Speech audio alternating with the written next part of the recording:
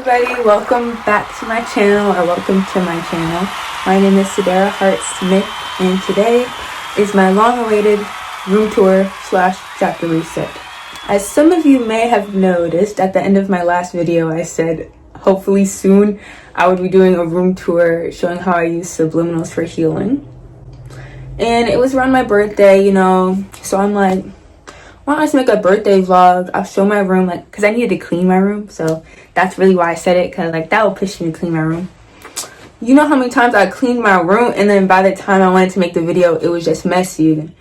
And so I asked myself, well, how do we not keep repeating this pattern? I really did a room tour of my mind. I'm just excited to share with you guys everything that I learned about myself and about what works for me and how I can sustain that.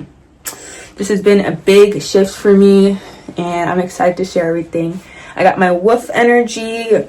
The wolf has been speaking to me a lot lately. It's about leadership, and lately it's been showing up in leadership of my own life and just really owning that I have power to control my life. Also, one more thing I want to mention, Happy New Year. Oh, I'm filming this on New Year's Day. I tried to film it on New Year's Eve, but the fireworks are crazy. It's kind of a long night, but we're filming it today on New Year's Day. I just unexpectedly got work off, so perfect timing. I feel nice and rejuvenated, ready to put my energy into this, because healing and mental health and healing tips are very important to me, because I know how powerful the mind is. I don't want to keep beating a dead horse, but yes, I went through psychosis. And I do think it's relevant to mention, because before I went into psychosis, I was really into healthcare and holistic healing, and I don't want that to be the reason why anyone else goes through what I went through. So I'm trying to find a way to integrate all these teachings and learnings in a practical way, so that you don't end up losing your mind with all the awareness, know where to put it. You know what I'm saying? So that's what happened to me. So this is me recognizing that my mind isn't too much, but it's everything at once, and that's okay. And I'm just learning to work with my inner system. We're a universe inside, as within, so without. There's a lot going on in here. I just learned there's bacteria in our belly button. It just lives in there, it's a little lagoon, and then our cells and shit, they do stuff on their own. So just all that does stuff on their own, so does the mind. A lot of who we are or what we do is subconscious. But the good thing is that we can train our subconscious to work for us. So that's the gist of where this video is gonna go. So when I mentioned that the room tour turned into a room tour of my mind, I want to help you understand what I mean by that. So your environment is never neutral. It's doing something to you subconsciously. Your mind is always just absorbing what's around you. When things are scattered, a specific mode turns on, and when things are consistent, that mode can ease back. So filming this room tour video, looking back at the footage, it was clear to me that my exhaustion was coming from what my environment was asking me to manage in the background. And when I mention parts of myself, they're not different personalities, but just different aspects of myself and roles that I've assigned to those aspects that I've identified. So I noticed there's a part of me that manages chaos. It scans, tracks, anticipates, and compensates. There's a part of me that creates, and it wants movement, expression, and momentum. There's a part of me that integrates and rests, but it only comes online when it feels like nothing is urgent. There's a part of me that holds the future, so plans, responsibilities, and timelines. And then there's the justifier, which convinces me why it's okay to keep going even when things aren't sustainable. It basically narrates survival. And none of these parts are wrong. The problem lies when your environment keeps assigning the same role over and over. And that's why I was feeling drained, because my mental labor wasn't being equally distributed. So the first thing I started implementing were zones. because when everything has a place, the manager part can settle.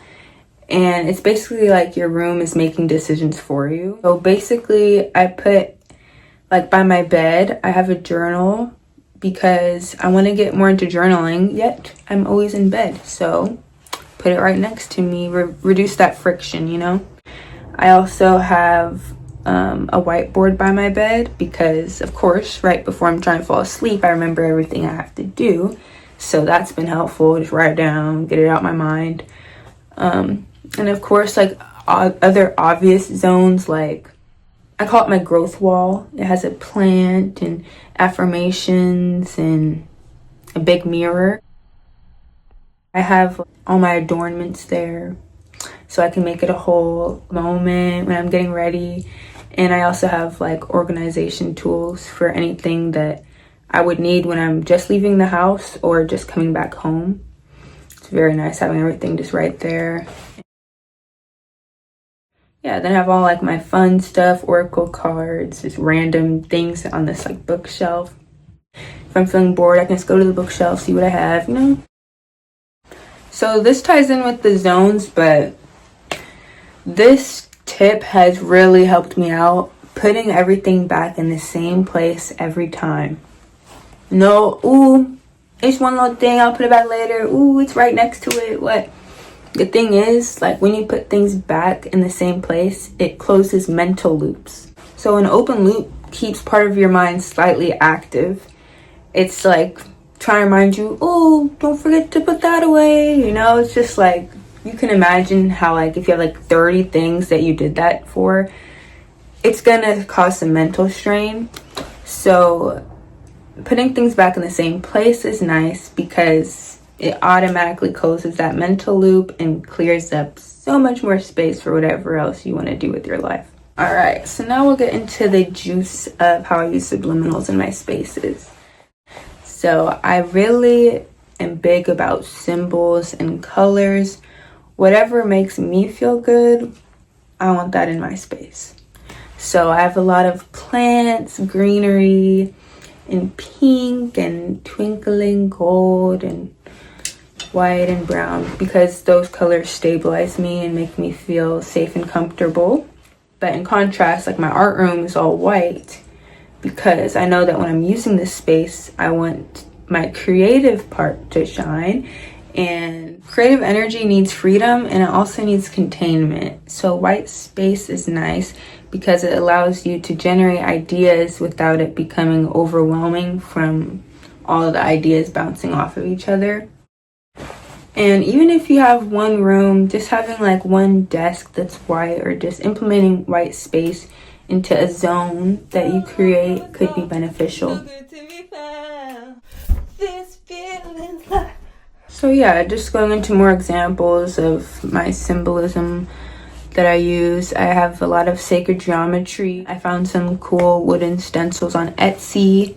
Etsy is such a great place. Also, I'm on Etsy.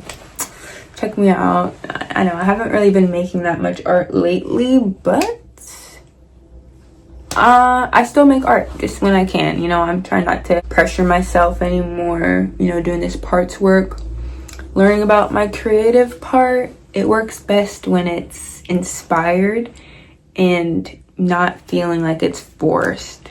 I've been working on slower projects, so like right now at my desk I have this paintings of my dogs that I'm making for my room. I'm gonna paint it in this video, but that's another thing. Like, I don't know why I always push myself so much, but maybe we'll do a separate video painting that you can look forward to. Notice how I said maybe. But yeah, I have that project that I'm working on, and it's been taking a pause because I've been working on this project, which is my chapter reset. So that's really where I've been that period I wasn't posting. I don't even know how long it's been. Time is an illusion, but it's been going by so fast. I don't know if anyone relates to that. Please leave a comment below and let me know I'm not alone.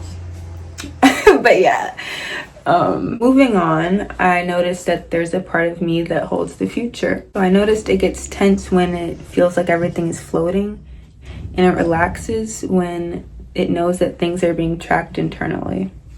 So instead of ignoring that part, I check in with it. I have regular check-ins like once a week to see what's working, what isn't, and what needs adjusting. And having that check-in builds trust. It lets me be fully present in the now because I know there's space later to integrate, recalibrate, and respond if something needs to change. Every setup in a room repeats something. Some spaces ask for focus. Some allow rest. Some invite movement. Some say nothing needs to be managed right now. Those messages work quietly, and over time, the system adapts simply by being exposed to the same signals consistently. So if you want to apply this without it feeling overwhelming, I would say don't start by organizing, but start by identifying which part of you is feeling the most exhausted. And then you can change one thing, like one little habit of putting something back somewhere, or make one zone, or clear one surface. Set it up in a way that it still works on low energy days because that's how it can become sustainable. So not that this is a new year reset or whatever, because I really was supposed to do it in September, but going into this new year, I'm not gonna try to control myself anymore. I'm paying attention to what my system responds to and building around that. I really hope that you enjoyed this video and you could take something from it. If you did, please leave a like and comment if you want and subscribe to see more. I don't have a consistent schedule, so who knows when I'll be back, but I love making videos. I've been making them ever since at least 8 years old when I got a little camcorder at a wheel prize contest. What's taken the pressure off me now is looking at it more as a creative tool rather than a means for survival.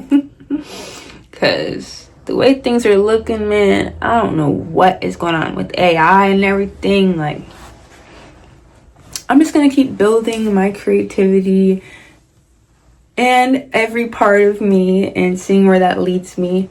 I'm very excited. Hopefully you'll join me on this journey. I love to get to know who's watching. If anyone is watching, just let me know. Yeah, I hope you have an amazing day and rest of your life.